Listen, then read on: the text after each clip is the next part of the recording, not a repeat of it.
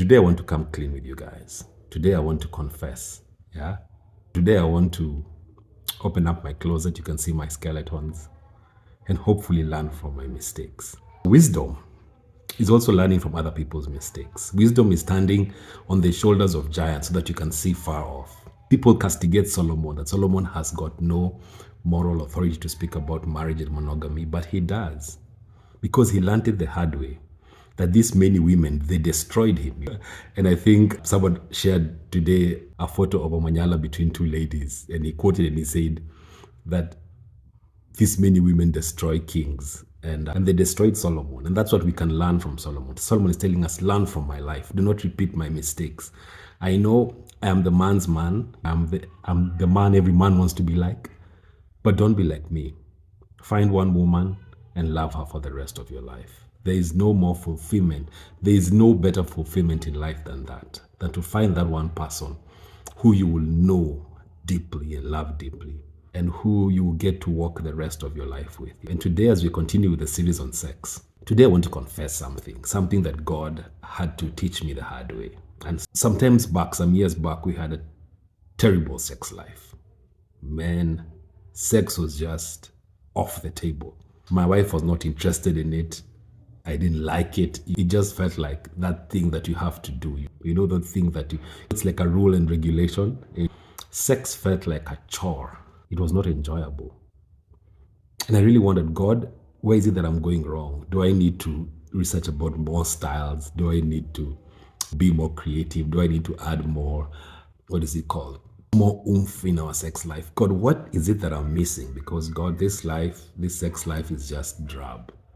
There's nothing to write home about or to look forward to go home about. There was nothing at all. And so God now revealed to me something that really caught me by surprise. He told me that, Ben, your selfishness is ruining your sex life. My selfishness? What does my selfishness have to do with sex life? And God told me, Ben, there's a thing that you cannot see. There's a log in your eye, and the log has a name called pride. And the pride in your life is showing up in your bedroom. It's a bedfellow. You guys are having a threesome with pride. How weird is that? Pride is online, in your bedroom. When you and your wife lay down together, pride is there in between the sheets with you.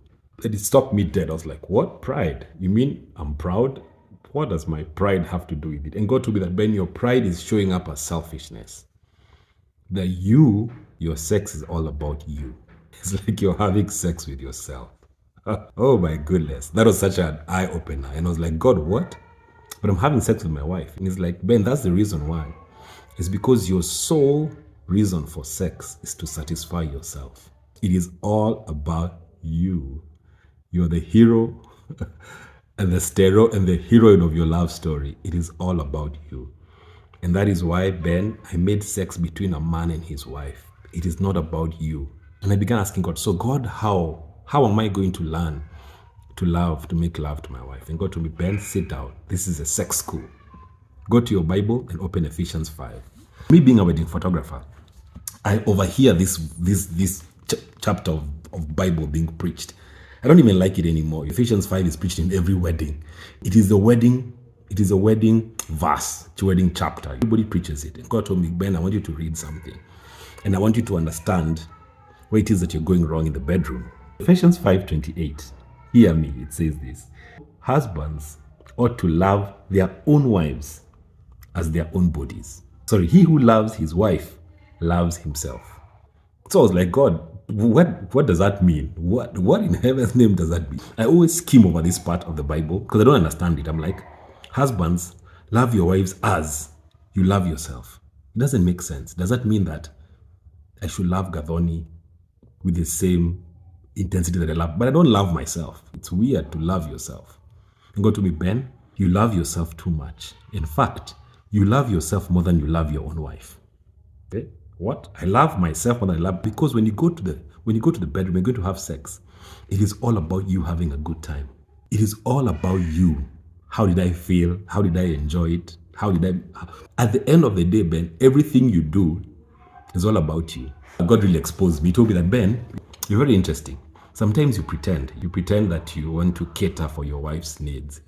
You want to hold her, you want to caress her, for the sole purpose that at the end of the day, you want to come off. You want to have a good time. That at the end of the day, even though you're here pretending to serve your wife, at the end of the day, you want to have a good time. Ben, has there ever been a time whereby you have just served your wife without expecting anything back? I was like, God, it's obvious. I feel like, yeah, that's the reason why. Because Ben, your selfishness is denying you from having a good time. And the way I made sex, which is sex university is this, sex university 101 is this, that for me to enjoy, for me as a man to enjoy, the woman has to come first. The wife has to come first for the man to enjoy. That's how I made sex. Because I know that men, you're inherently selfish. It is all about you. Do I have a good time? And then after that, once you're done, you just turn and sleep. And you're snoring in minutes. What about her? Do you really care about her? Has she enjoyed it? Or she's just there to serve your purpose, to serve your needs? And that really stopped me in my tracks. And I was like, God, now I understand now, God. The best sex between two people is two people who serve each other. That if I come to the bedroom with a desire that today I just want to fulfill Gathoni's needs, I just want to serve her needs. I want her to feel like the way the Bible says that he who loves his wife loves himself. Because you know what? What you want for yourself, your own body, what you want your own body to experience, if you can make your wife feel that, then you get maximum enjoyment. That God made it.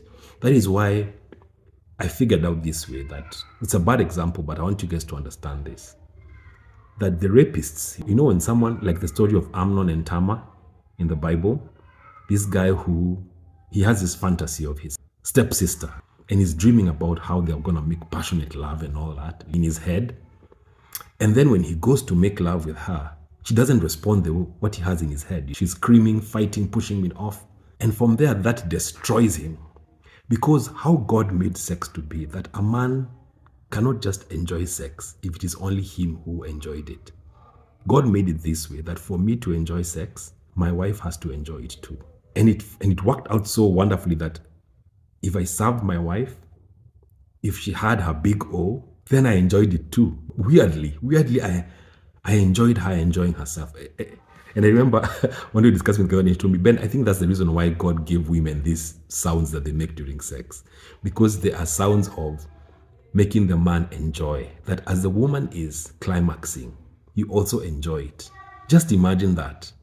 That if you can just go with a selfless heart, that I want to go here and serve my wife first, then through that selflessness, you actually enjoy it. And then now she will be more than happy to serve you back. You understand?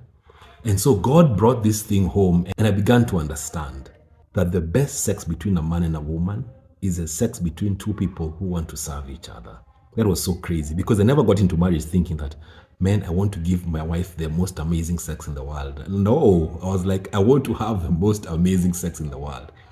But God took me through sex university, told me, Ben, come I show you. I'm the inventor of sex. Come I show you how I made sex. And the best kind of sex between a man and his wife is the sex whereby a man has the sole agenda to sexually fulfill his wife. I want her to get the best time of her life. And in that process, you also get to enjoy the best time of your life. There's a saying people say, happy wife, happy life. Indeed, it is true that he who loves his wife loves himself. Because by loving your wife, you love yourself back. As I end this video, guys, just a tip. God placed it in my heart, and my heart and Gathoni's heart, for us to begin a WhatsApp group for couples. I don't know why, but I got a confirmation from a friend of mine. He texted me and told me, Ben, you should do this. And I was like, then maybe 2 confirmations, that's enough. Hopefully we'll begin a WhatsApp group for couples called Naked and Unashamed. Naked and Unashamed. It's all about sex. All about helping us guys have amazing sex. That's the whole agenda of the WhatsApp group. Nothing else. Not about politics, about Ruto or Raila or Nane Nane. It's all about how we can get to have amazing sex. That's it. God willing, I'll share the links maybe in the next videos. God willing, we create the group, think about how the dynamics will work. But I like all of us to come together, guys, girls, just for us to figure this thing out. I know there's a lot of learning and there's a lot of things that we can sharpen each other. And I pray that God will use it. Because for me, I believe that God intended for a man and his wife to have incredible sex till the day we die, not just in our 30s or 40s, every day in our 70s, in our 80s, even in our 90s, for us to have amazing sex. And that is my desire, because sex is a product of God. Till next time, guys, God bless.